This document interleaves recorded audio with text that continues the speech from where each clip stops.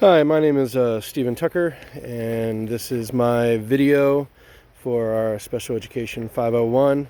Got 3 questions that I want to answer, and obviously I am outside because it is Columbus Day, Indigenous Peoples Day, and I have a house full of kids, so there is no quiet abode inside from which to film.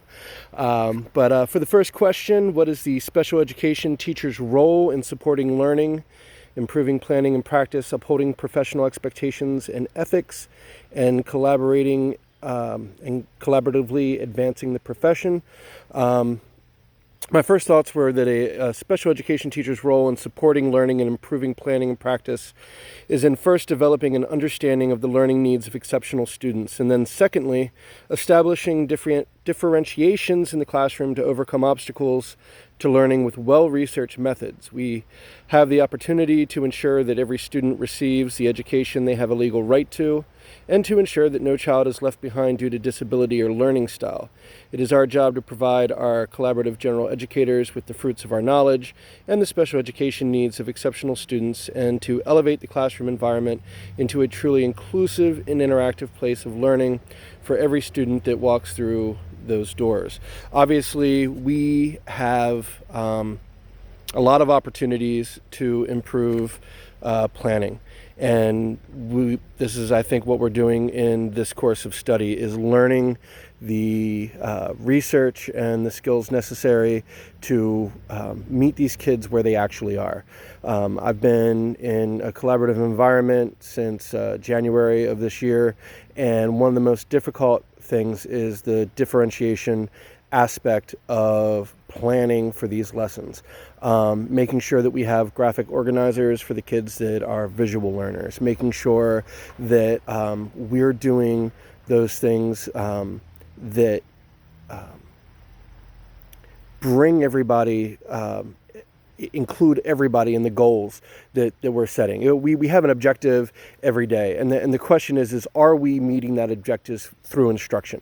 It's one thing to say that we want all of our kids in the classroom to accomplish A, B, and C, but if we only have one instructional method to help us get there, obviously that's going to leave a lot of kids behind.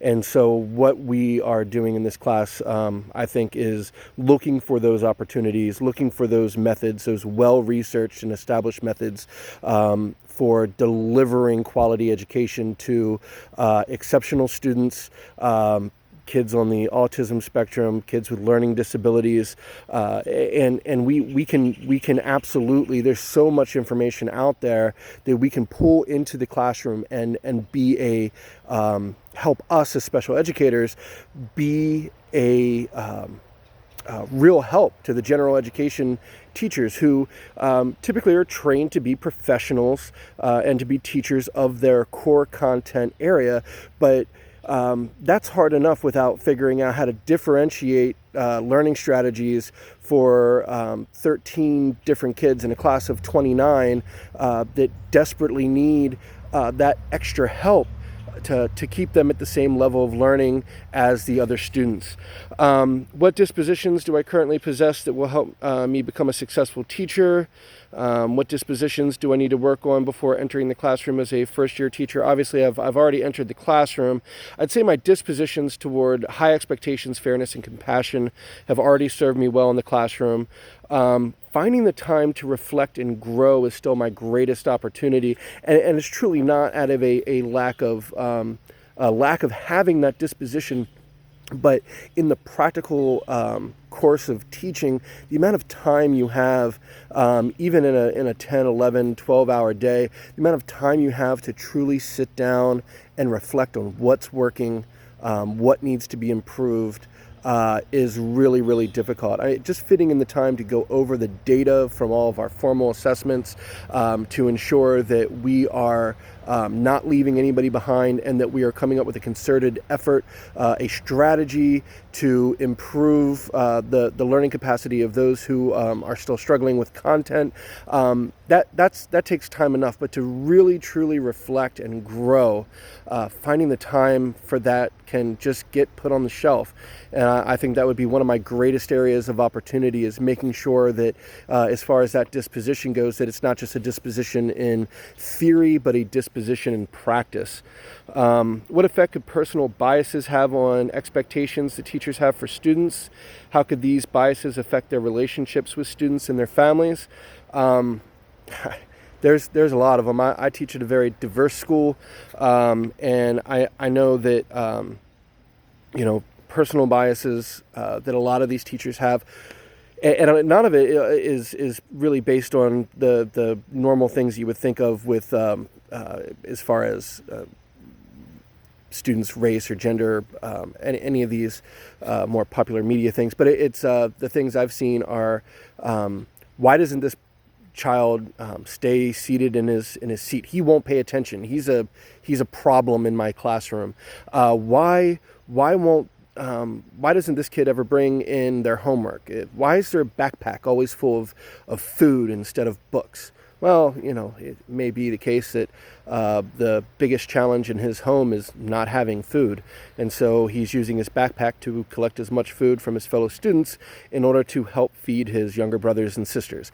It might be that ADHD makes it impossible for him to sit down, and what he really needs is a 4 to 6 foot space in the back of the classroom to move around. And maybe he can, I have one student where I let him do his notes and then copy them down. He writes them on the back whiteboard, but that's what he needs to focus in the class is to move around and to do those things. So personal biases and expectations, I've definitely seen them in the classroom, and it's really getting to know who these students are, what their needs are, building those relationships, earning their trust, and making sure that we overcome those opportunities and challenges that these kids are facing in the classroom. It's the only way to really have success is to meet these kids where they are and help bring them forward to success in whatever method is going to work best for them. And 9-10 months is not a lot of time, in all honesty, to perfect that system for each individual student. So that's really got to be our priority. Obviously, these biases can affect relationships with students and families. Anytime parents feel like their children are being left out of the educational system is a really rough thing for the parents to feel, and it feels horrible for the kids. And obviously, a lot of these children would rather be looked at by their fellow students and by their teachers as bad kids than stupid kids. So when we start to leave them behind, or we let our prejudices or our lack of understanding get in our way of educating them, we're often encouraging them to have the very behaviors that we want the least in the classroom. So I've obviously already gone well over my time, but yeah, there you go. Thank you very much for watching.